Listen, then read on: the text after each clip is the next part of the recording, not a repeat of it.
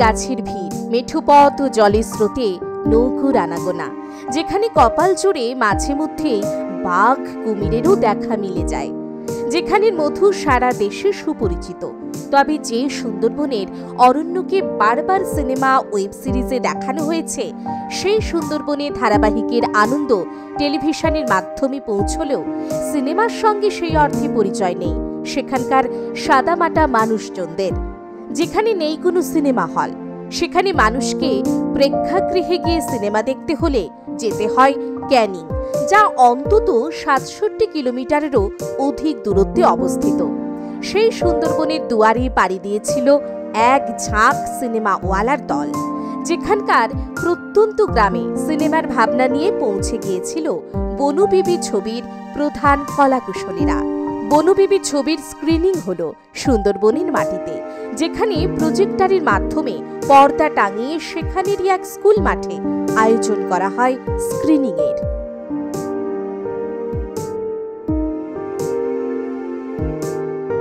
ছবির কলাকুশলীরাও গ্রামীণ মানুষদের সঙ্গে উপভোগ করলেন সিনেমার প্রদর্শনী।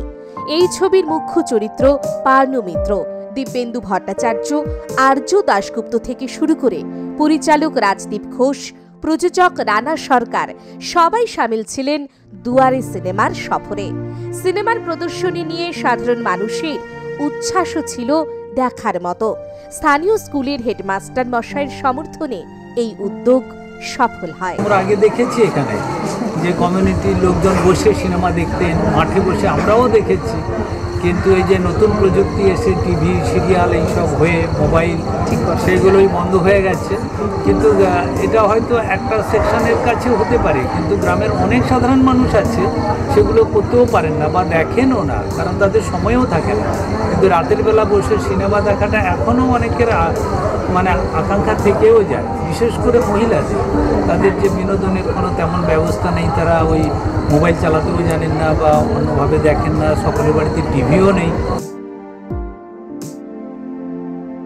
দুয়ারে সিনেমার সফরের মাঝে খোশ মেজাজে পাওয়া গেল পার্নোকেও। ক্যামেরার সামনে সাবলীলভাবেই পোজ দিলেন, রোদের তীব্রতা থেকে বাঁচতে গলা ভিজিয়ে নিলেন ডাবের জলে। অন্যদিকে পাখিরালয় যাওয়ার পথে সুন্দরবনের শুটিংয়ের সেই সব অভিজ্ঞতার গল্প শোনালেন অভিনেত্রী। সুন্দর একটা পরিবেশ আর অবশ্যই সুন্দরী গাছের একটা আবহাওয়া, আর সেখানে কিন্তু আমরা রয়েছি মানে সুন্দরবন। আর সুন্দরবনে একদম আমরা বলতে গেলে ট্যুরেই বেরিয়ে পড়েছি বলতে গেলে। এরম ভাবে তো কোনোদিনও খুব একটা দেখা হয় না। সাধারণত আমরা ক্লাব লাউঞ্জ হোটেলে দেখা করি, ইন্টারভিউ এইসব করি। এটা কতটা ভালো লাগছে? এটা দারুণ লাগছে, মানে সবাই এনজয় করছে, তোমাদেরও ভালো লাগছে, তোমাদেরও মনে হচ্ছে না কাজ করতে এসেছো, আমাদেরও ভালো লাগছে। আমরা এখানে কাজ করেছি এবং আবার করে সেই সুন্দরবনকে উপভোগ করতে পারছি এই সময় তোমাদের সাথে, ভালো লাগছে। সুন্দরবনে আশা করি এটা প্রথম না তোমার আসা?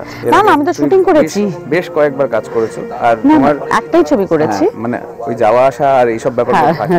তো সেখানে অবশ্যই সুন্দরবনে এসে তোমার প্রথমত কোন জিনিসটা সুন্দরবনে ভালো লেগেছে তোমার? জাস্ট পরিবেশটা দারুণ। মানে এই যে লঞ্চে করে আমরা এলাম, এরকম রোজ লঞ্চে করে আমরা প্রত্যেকে আসতাম, সবাই একসাথে আসতাম শুটিং করতে। আমাদের 3টে লঞ্চ ছিল সেই সময়, কারণ কাস্ট অনেক বড়। শুটিং করতে আসতাম। এই যে ট্রাভেলটা, এটা this was the best part of our shooting days. So এই নৌকার মধ্যে বসে পাট পড়া, চেঞ্জ করা, সবটাই একটা অ্যাডভেঞ্চারের মতন ছিল। সো পুরোটাই আমার সুন্দর লেগেছে। শুনছিলাম যে অনেক ভাষা শিখতে হয়েছে এইখানকার ভাষায়, মানে লোকাল যে ভাষাটা থাকে কিছু কিছু শিখতে হয়। যতটা ছবিটা দেখেছি একটু সেই অনুযায়ী তোমার অনেকটা পার্ট ছিল যেখানে তুমি অনেকটা ম্যাচিউরড, কম্পারেটিভলি এডুকেটেড অনেকটা। তো সেখানে কি ভাষা নিয়ে খুব বেশি লড়াই করতে হয়েছে? না, একটা তো ভাঙতে হয়েছিল যে এটা ইংরেজি, আমি যেহেতু ইংরেজিটা পরিষ্কার করে বলতে পারি, সেই ওই অ্যাকসেন্টটা চেঞ্জ করতে হয়েছিল। ইংলিশে মানে একটু ওটা গোটা গোটা করে বাংলা বাংলা করে বলতে হয়েছিল, ভেঙে ভেঙে বলতে হয়েছিল, ওটা একটু ডিফিকাল্ট ছিল। বাট তাছাড়া এমনি বাংলা যেটা ডায়ালেক্টটা আমরা চেষ্টা করেছি এমন একটা ডায়ালেক্ট রাখার যেটা সবাই বুঝতে পারবে। মানে এইখানকার ল্যাঙ্গুয়েজটা হয়তো অতটা শহরের মানুষ বুঝতে পারবে না বলে ওটা পিওরলি সেটা রাখা হয়নি। সেটা একটু মাঝপথে নিয়ে এসে সেটাকে তৈরি করা হয়েছে আর কি। আর সেটা ভাস্কর করেছে, আমাদের সাথে ভাস্কর ছিল, হিজ আ থিয়েটার ডিরেক্টর, দারুণ থিয়েটার করে। So Bhaskar helped us with the ডায়ালেক্টস। এখানকার মানুষদের সাথেও দেখা করলে দেখলাম, বেশ সবার সাথে কথাও হয়েছে। তো প্রথমত যে দুয়ারে সিনেমা, এই যে ব্যাপারটা, এইখানের মানুষরা সিনেমার সাথে অবগত বেশি না, ধারাবাহিকের সাথে অবগত। হ্যাঁ মানে বুঝতেও পারছিলে তুমি কি? হ্যাঁ মানে তার যেটা শুনলাম যে এখান থেকে এতটা দূরে ক্যানিং এ যেতে হয়। সো এখানে তো থিয়েটার্স নেই, এখানে হল নেই, এখানে ম্যাক্সিমাম টেলিভিশনে দেখা যায়। আর নয় সবার হাতে এখন ফোন এখন সব জায়গায় চলে গেছে, কিন্তু হল আসেনি। তাই জন্য আমরা ছবিটা নিয়ে তাদেরকে দেখাতে আনলাম, বিকজ তাদেরকে নিয়ে, তাদের পরিবেশ নিয়ে একটা গল্প। So we thought that it would be a unique idea. I think রানাদার আইডিয়াটা দারুণ একটা, মানে রানাদা এটা দারুণ ইনিশিয়েটিভ নিয়েছেন যে আমরা ছবিটা পৌঁছে দেবো দর্শকের কাছে। কারণ শহরে তো জেনারেলি যেই প্রিমিয়ার্সগুলো হয় বা স্ক্রিনিংসগুলো হয়, সেখানে নিজেদের কাছের লোকজনদের দেখে, তারা সবাই ভালোই বলবে, কিন্তু এখানে তুমি অডিয়েন্সের রিয়েল রিয়াকশন দেখতে পারো, ভালো না লাগলে উঠে চলে যাবে। So but thank god, thankfully কালকে রাতে সবার খুব ভালো লেগেছে। সেটা একটা বড় প্রাপ্তি আমাদের কাছে। So I think it's a great initiative. একটা বিষয় তোমাকে জিজ্ঞেস করবো, যে সাধারণত একজন অভিনেতা এখন আস্তে আস্তে প্রযোজক হয়ে যাচ্ছে, তারা পরিচালনা করছে, অনেক কিছুই করে, বা তার সাথে রাজনীতিও থাকে। তুমি রাজনীতির মঞ্চ থেকে সরে এসেছো অনেক দিন হলো, সেখানে অত বেশি সেইভাবে আর যুক্ত নেই, কিন্তু অ্যাক্টিভ নেই, অ্যাক্টিভ পলিটিক্সে নেই। হ্যাঁ, কিন্তু তুমি কি এখনো ভাবো যে মানুষের জন্য কিছু করতে চাও? দেখো, আমার মনে হয় না মানুষের জন্য কিছু করতে গেলে রাজনীতিতে থাকতে হবে, মনে থাকতে হবে, তোমাকে নিজে চাইতে হবে সেটা। রাজনীতিতে থাকলে যেটা সুবিধা হয় যে তুমি এলাকা বুঝে তুমি অনেক কাজ করতে পারো, সেটা সরকারের থেকে তোমাকে অনেক ফান্ডস দেওয়া হয়, সে তুমি পলিসি চেঞ্জেসে তুমি থাকতে পারবে অবভিয়াসলি। কিন্তু আমি আলাদা করে যদি কারো ভালো করতে চাই, কে আটকাচ্ছে আমাকে? কেউ আটকাবে না।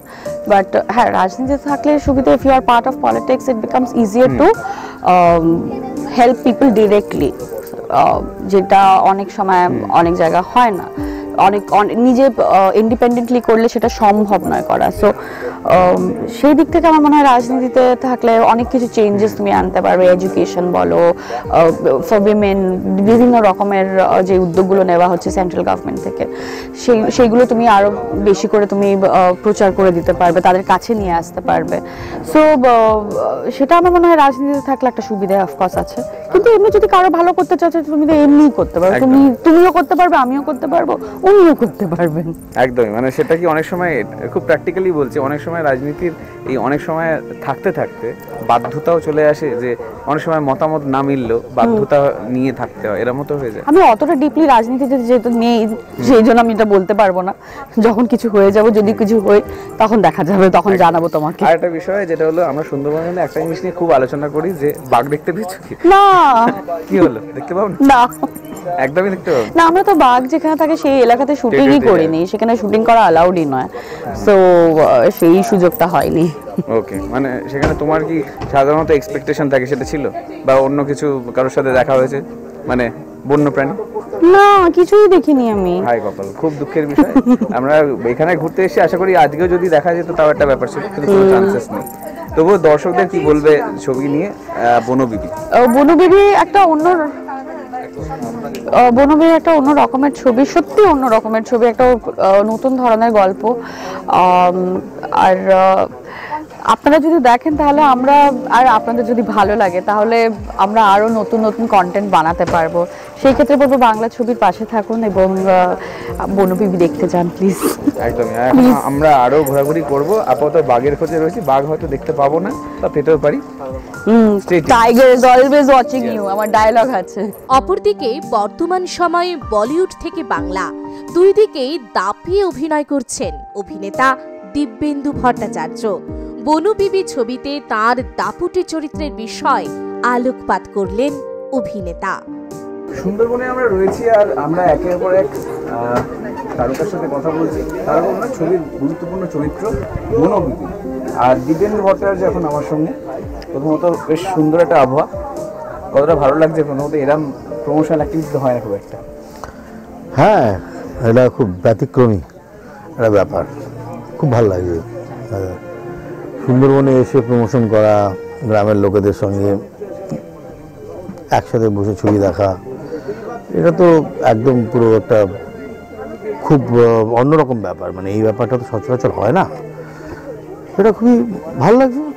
একটা বিষয় জিজ্ঞেস করবো যে সুন্দরবনে মানুষের আসার অনেক রকম এক্সপেকটেশন থাকে, একটা ট্যুর বা ভাগ দেখা অনেক কিছু ইচ্ছে থাকে। সেখানে তোমার প্রথমত সুন্দরবনে এর আগে তো অভিজ্ঞতা হয়েছে আসা, তো তোমার এখানকার কোন কোন জিনিস ভালো লেগেছে? আমার সুন্দরবনের অভিজ্ঞতা, আমি ফ্র্যাঙ্কলি বলতে কি আমি কলকাতার ছেলে, কিন্তু আমি জীবনে কোনোদিন সুন্দরবনে বেড়াতে আসিনি। আমার সুন্দরবন ম্যাক্সিমাম হচ্ছে গিয়ে বারুইপুর, ক্যানিং, ওই লোকাল ট্রেনে করে আমার আমার পিসির বাড়ি ছিল সোনারপুর, তারপরে বৈকুণ্ঠপুর, এইসব জায়গাগুলোতে যাওয়া হতো একটু আধটু। আর ওইদিকে আমার ডায়মন্ড হারবার, বকখালি পর্যন্ত ওইদিকে গেছি, দীঘা গেছি, কিন্তু আমি কখনো সুন্দরবন আসিনি। তো সুন্দরবনটা আমার কোনোদিন দেখা হয়নি। তো এই জীবনে প্রথম আমি সুন্দরবনের নাম, তাও বনবিবি করতে। এবং তো রানা সরকার আমাকে যখন বনবিবি সম্বন্ধে বললো যে এরকম ছবি, এরকম গল্প, তখন অফকোর্স বনবিবির আখ্যানের সম্বন্ধে আমি তো ওয়াকিবহাল। তার কারণ হচ্ছে কি আমি তো কলকাতার ছেলে, আমি তো নাটকের ছেলে, তো চিরকাল বনবিবির আখ্যান শুনেছি, দেখেছি। তো যখনই আমি বনবিবির আখ্যান দক্ষিণ রায়ের ক্যারেক্টার, তখনই আমি বললাম আরে বাহ, এবং শুটিংও সুন্দরবনে হবে। আমি তাহলে একদম এক পায়ে রাজি আর কি। ঠিক তারপরে আবার প্রমোশনের জন্য আসা। বাংলা বলিউড সবকিছুই দাপিয়ে কাজ করছে। প্রথমে জিজ্ঞেস করবো যে ডিফারেন্স কি দেখো, মানে দুটো ক্ষেত্রেই কাজ করে? কোনো ডিফারেন্স নেই। সিনেমা তো সিনেমা যেই বানাক না কেন, একটা ভালো সিনেমা বানাতে হবে ব্যাস। কাজ করার অভিজ্ঞতা সব জায়গায়, ভালো লোকের সঙ্গে কাজ করার অভিজ্ঞতা সব জায়গায় একরকম হয়। কিন্তু বাংলা স্পেশাল, তার কারণ হচ্ছে মাতৃভাষা বলে, আমার নিজের শহর, নিজের দেশ, নিজের মানুষ। সেটা আমার ক্ষেত্রে এখন আবার একটু সব দিক দিয়ে হয়ে গেছে। আমি একটু সর্বভারতীয় হয়ে গেছি আর কি। মানে আমার সব জায়গায়, মানে সাধারণ মানুষের সঙ্গে আমার যোগাযোগটা প্রচণ্ড বেশি। মানে আমি সব জায়গায় ভালো লাগে আমার ঘুরতে, কাজ করতে, লোকেদের সঙ্গে। আমি তো এখন আজকাল হিমাচল প্রদেশের মানালিতে শুটিং করতে যাই, আমার মানালির লোকজন আমার নিজের লোক বলে মনে হয়। তার কারণ হচ্ছে কি তাদের সঙ্গে আমার একটা সম্পর্ক হয়ে গেছে। আমাকে দূর থেকে দেখি বাবাজি, তো শুরু হয়ে যায় আমার একটা কানেকশন শুরু হয়ে যায় যে কোনো জায়গায়। তো আমি একজন বাঙালি এবং সর্বভারতীয় বাঙালি। বনবিবিতে তোমার যে ক্যারেক্টারটা রয়েছে, যেটা মানে একটু রাজকীয়, তো সেখানে একটু জানতে আলোকপাত করতে বলবো। রাজকীয় মানে, হ্যাঁ, মানে দক্ষিণ রায়ের ক্যারেক্টার। দক্ষিণ রায় যে বনের জঙ্গলের একটা ব্যালেন্স মেনটেন করে, সে মানে বনবিবি শুধুমাত্র রক্ষা করতে, সে সবাইকে রক্ষা করে। কিন্তু দক্ষিণ রায় রক্ষাও করে, দক্ষিণ রায় রবীন্দ্র, দক্ষিণ রায় রক্ষাও করে, দক্ষিণ রায় আবার সংহারও করে। তো শিক্ষা সে বাঘ, তো ওরকম ক্যারেক্টার। সে বাঘ মানে তো তার রয়্যাল ব্যাপারটাও থাকবেই। তো সেটা তো আছেই। আর সেখানে আজকের তারিখের বনবিবি, মানে সেখানে বনবিবি যে গল্প, সেটা একদম হুবহু আখ্যান থেকে তোলা না, তার একটা কন্টেম্পোরারি রিলেভেন্স আছে। আজকের দিনের গল্প, আজকের দিনে কীভাবে এই গল্পটাকে রিলেট করা যায়, সেটা বনবিবি। দর্শকদের শেষমেশ কি বলবেন? দর্শকদের শেষমেশ বলবো, ছবিটা দেখুন, দেখা উচিত। ভালো ছবি না দেখলে, আপনারা যদি ছবি না দেখেন তাহলে ভালো ছবি হবে না। তবে আপনাদের ছবি দেখতে হবে, হলে আসতে হবে। কখনো সুন্দরবনের মাটিতে লুটোপাটি খেয়েছেন, আবার কখনো বাজনা বাজিয়েছেন চরিত্রের স্বার্থে। এরপর জেনে নেওয়া গেল কেমন ছিল অভিনেতা আর্য দাশগুপ্তের পথ চলা। মনোরম পরিবেশ আর পেছনে একদম সুন্দরী গাছ, আর অবশ্যই বুঝতে পারছেন সুন্দরবনে আমরা রয়েছি। আর ছবির প্রচার অভিনবভাবে হচ্ছে বনবিবি, আর ছবির গল্প যেমন রয়েছে এখানের সাথে যুক্ত, আর ঠিক এমনই একটা মানুষ রয়েছে আমার সঙ্গে, যে এই ছবির সাথেই যুক্ত। আর্য দাশগুপ্ত আমার সঙ্গে। প্রথমত কেমন লাগছে একটা পরিবেশে ছবির প্রচার? খুব একটা আমরা দেখি না। একদমই তাই, মানে খুব একটা দেখি না, কি মানে আউটডোর স্ক্রিনিংটা মানে আমি কোনোদিন দেখিনি হতে বাংলা ছবিতে। তো এটা প্রথমবার। সব রিপোর্টারদের সাথে, আর্টিস্টদের সাথে, ক্রিউদের সাথে আমি আবার সেই শুটিং এর টাইমটার কথা মনে পড়ে যাচ্ছে। প্রচন্ড নস্টালজিক লাগছে, তো খুবই ভালো লাগছে। আর একটা বিষয়, কাল আমরা যেটা দেখলাম যে ছবির প্রমোশন যে মানুষের সাথে ইন্টারাক্ট করা, দেখা করা, বা এই যে প্রজেকশনের ব্যাপারগুলো আমরা একসময় দেখেছি, এখন আর সেইভাবে অত হয় না। আমিও তো তোমরা এরকম স্কুলে গিয়ে যুক্ত হলে আর সেই সব মানুষদের সাথে কথা বললে, হ্যাঁ কি বলবো, মানে এই অনুভূতি আমার সত্যি কোনোদিন হয়নি। সেটার জন্য থ্যাঙ্কস টু রানাদা, thanks to DCN, dark creative media. আমি বাবা কাকাদের কাছ থেকে শুনেছি যে ভিসিটি আগে পুরো স্ক্রিনিং করে দেখানো হতো পাড়ায় বড় করে একটা। তো এই প্রথমবার এই এক্সপিরিয়েন্সটা হওয়া নিয়ে আমি প্রচণ্ড খুশি। আর এখানকার মানুষ নাকি শুনেছি 80 কিলোমিটার যেতে হয় নাকি সিনেমা দেখার জন্য, ক্যানিংয়ে ওখানে যেতে হয়, তাছাড়া ওরা পারে না দেখতে, সব টিভিতে নাহলে ফোনে দেখে, মানে বিগ স্ক্রিনে কোনো এক্সপিরিয়েন্স নেই ওদের। তো সেটা যেইটুকুনি পেরেছি আমরা সেটা দেখাতে পেরেছি বনবিবির সূত্রে, সেটা নিয়ে আমি প্রচণ্ড ব্লেসড, প্রচণ্ড লাকি, প্রচণ্ড গর্বিত ফিল করছি যে এখানে এসে সবাই মিলে একটা গ্রামের লোকেদের যে বনবিবি দেখাতে পেরেছি। খুবই খুশি এটার জন্য, খুবই, মানে এই কথা বলতে গিয়ে দেখো আমার গায়ে কাঁটা দিয়ে উঠছে, কারণ ওরা এত খুশি হয়েছে বিশ্বাস করবে না, যে সবাই বলেছে যে আমরা বড় স্ক্রিনের সিনেমা দেখতে চাই কিন্তু আমরা দেখতে যেতে পারি না, কাজ থাকে আর এত দূর যাওয়া সম্ভব না। তো সেই জায়গা থেকে এই ইনিশিয়েটিভটা, ছোট্ট একটা ইনিশিয়েটিভ যেটা সবাই নিতে পারে, কেউ নেয়নি, তো প্রথমবার রানাদা নিয়েছে। তো সেই জায়গা থেকে খুবই ভালো লাগছে, খুবই নিজেকে লাকি ফিল হচ্ছে যে আমি এই সিনেমার একটা পার্ট হতে পেরেছি। আর একটা বিষয় হলো সুন্দরবনে তোমার শুটিং এর অভিজ্ঞতা নতুন না, এর আগেও তুমি এসেছো অন্য ওয়েব সিরিজ বা ফিল্মের কাজে। তো এখানের কানেকশনটা তোমার কাছে কতটা স্পেশাল? এখানে কানেকশন মানে অদ্ভুত একটা কানেকশন, কারণ আমি এই আমাদের বনবিবির শ্যুট হয়েছে 2021-এ, রিলিজ হচ্ছে 2024-এ, কিন্তু 21 থেকে 24-এ আমি প্রায় 10 থেকে 15 বার সুন্দরবনে এসেছি কোনো না কোনো কারণে, অদ্ভুতভাবে শুটিংয়ে ধরো বা ঘুরতে বলো বা কিছু একটা কাজে ধরো এসছি, আমি ঠিক এসছি। তো বনবিবির সময় যখন আমি এসেছিলাম তখন মানে প্রথম শ্যুটে হিমন যেই চরিত্রটা আমি করছি, তো সেটার জন্য এসেছিলাম। রাজদীপ দা আমাদের ডিরেক্টর, যে সে এখানে আসার আগে কলকাতায় প্রচণ্ড ওয়ার্কশপ করিয়েছে আমাকে সুন্দরবনে চলতি ভাষা সেটা ক্যাচ করার জন্য। তারপর সেই ধরনের, যেহেতু আমি ঢোল বাদক, এখানে বনবিবির গান গাই, তো সেই জায়গা থেকে সেই সব ভিডিও দেখা, চর্চায় থাকা, তারপরে এখানকার গ্রাম লোকেদের সাথে মেলামেশা করে সেই চরিত্রটা হয়ে ওঠা, তো ওই জার্নিটা মানে কোথাও না কোথাও এখনও থেকে আছে। কারণ এখন যখন দেখছি তখন সব মনে পড়ছে যে হ্যাঁ এরমভাবেই তো কথা বলতাম, এরমভাবেই তো আমরা শ্যুট করতে আসতাম, এই যে লঞ্চে করে আছি সেখানে আমরা এরমভাবেই সেম শ্যুট করতে যেতাম। শুধু এটাই যে শ্যুটিং করতে যেতাম, এখন আমরা প্রমোশনে এসেছি। আর শ্যুটিং করতে এলে আমাকে এখানে রাজদীপ দা জলে বলতো যে যা গিয়ে ভাটা আছে কাদায় পড়ে গিয়ে গোড়াগুড়ি খেয়ে আবার উঠে, কারণ পুরো সিনই থাকতো সুন্দরবনে আমার কাদা নিয়ে, মানে কাদা মাটি অরণ্য সবকিছু একদম মিলেমিশে। মানে শুটিং যখন করেছি কোনো কেয়ারই করতাম না, ম্যাংগ্রোভ আছে, কাটা ফুটবে, কিছু যায় আসে না, সাপ, ইভেন এরকম মাঝ নদীতে নেমে শুট করছি, সাপ চলে যাচ্ছে, কাঁকড়া চলে যাচ্ছে মাথার উপর দিয়ে, গাছ দিয়ে, মানে ট্রিমেন্ডাস। আমরা কিন্তু একটা জিনিস সবসময় আলোচনা করি যে সুন্দরবনে বাঘ দেখা গেছে কিনা, তোমার কি বাঘ দেখার অভিজ্ঞতা হয়েছে? না, বাঘ দেখার অভিজ্ঞতা হয়নি, কিন্তু আমাদের ক্লাইম্যাক্স শ্যুটের সময়, যেখানে আমরা ক্লাইম্যাক্স শ্যুট করেছি, যেই মাঝ নদীতে নেমেছিলাম ঠিক তার পরের দিনই কুমির দেখা গেছে ওখানে। ওকে, ওই এক্সপিরিয়েন্সটা আমার, মানে যখন শুনেছি না আমি তো ওই তো কিছু কালকেই তো নামলাম মাঝ নদীতে, ওখানে কুমির দেখা গেছে, আমি বললাম যদি খেয়ে নিত আমাকে শেষ, মানে ওই ভয়, মানে ওই এক্সপিরিয়েন্সটা সত্যি, মানে সবাই বলে যে সুন্দরবনে এসে শ্যুট করেছি, মানে আমার দিক দিয়ে সুন্দরবনে শ্যুট করার বেস্ট এক্সপিরিয়েন্স, কারণ আমি বনবিবিও করেছি, আমি আবার প্রলয় করেছি। তো এই জায়গা থেকে আমি প্রায় পুরো সুন্দরবন জুড়েই শ্যুট করেছি। বাহ, মানে বলতে গেলে সুন্দরবন ট্রিপ হয়ে গেছে শুধুমাত্র এই ছবির শুটিং করতে করতে। হ্যাঁ, একদম। তো সব দিক দিয়ে অবশ্যই দর্শকদের কি বলবে এই ছবি নিয়ে, বনবিবি নিয়ে?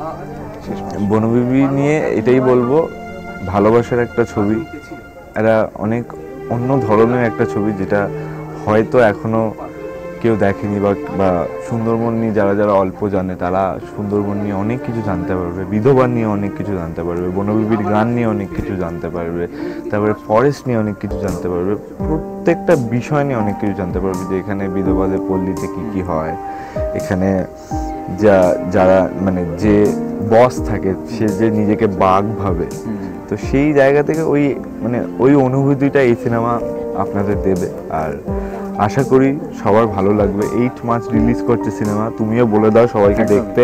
8 মার্চ অবশ্যই দেখতে হবে, হ্যাঁ সবাইকে দেখতে হবে। আর অবশ্যই আমরা যেটা যে এখন এনজয় করছি একদম সুন্দরবনের মনোরম পরিবেশে। তো আপাতত আমাদের আড্ডা এখন সিনেমাতে অনেক কিছু প্ল্যানস রয়েছে, আর নেক্সট যে কাস্ট রয়েছে মেম্বার তাদের কাছে চলে যাবো।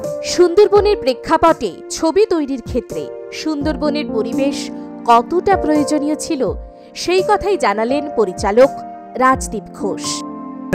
সুন্দরবন মঙ্গল কাব্যের একটা উপাখ্যান, মানে এখানটায় বনবিবি আর দক্ষিণ রায়কে নিয়েই বলা, যেখানটায় সুন্দরবনের রক্ষাকর্তা। কিন্তু আমার ছবিতে বনবিবিকে আমরা বনবিবি বলতে বুঝিয়েছি বা গল্পটা বলতেই চেয়েছি যে বনবিবি মানে যে আমরা যে বিশ্বাস সেটা নয়, বনবিবি মানে এই বনের কন্যা, এই সুন্দরবনের কন্যারাই বন। সত্যি অসাধারণ, মানে একটা এই যে মানে ছবিটা বানানোর সময় তো একটা এক্সাইটমেন্ট ছিল সুন্দরবনের উপর একটা বড় কাজ। আমি সুন্দরবনের উপর অনেক কাজ করেছি, কৌশিকদার বাগন বা চোরাবালি সিরিয়াল, কিন্তু নিজের কাজ একটা সুন্দরবনের উপরে, সেটার এক্সাইটমেন্টটা ছিল। কিন্তু সবচেয়ে বেশি এইটা রানাদার অদ্ভুত একটা, এবং এই যে ভালো একটা যে উদ্যোগ, যেখানে বানিয়েছি তাদেরকে সিনেমাটা দেখানোটা আগে দরকার, তারপর নয় আমরা সবাই দেখব। তো এই উদ্যোগটা, এবং এই উদ্যোগটা যখন প্রথম বলে কিভাবে হবে সেটা ভাবছিলাম, কিন্তু ফাইনালি হওয়াতে এটা সত্যিই একটা মানে গায়ে কাঁটা দেওয়ার মতন জিনিসই। এবং আগামী দিনে এই জিনিসটাও আমাদের ফলো করলে মনে হয় আর একটু ভালোই হবে। প্রযোজক রানা সরকার দুয়ারে সিনেমার উদ্যোগের বিষয়ে জানালেন, কলকাতার মানুষদের 10 কিলোমিটারও যেতে হয় না সিনেমা দেখার জন্য, কিন্তু এখানে অনেক দূরে যেতে হয়। আগামী দিনেও দুয়ারে সিনেমার ভাবনা আরও এগিয়ে নিয়ে যাওয়ার প্রচেষ্টা অব্যাহত থাকবে। সুন্দরবনের গহীন অরণ্যে অন্ন বস্ত্র বাসস্থানের কঠিন লড়াইয়ের বাস্তব চিত্ররূপ ছবি বনবিবি।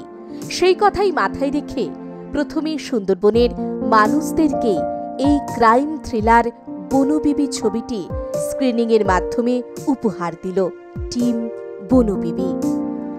সুন্দরবন থেকে রাকেশ নস্করের রিপোর্ট, আর প্লাস নিউজ।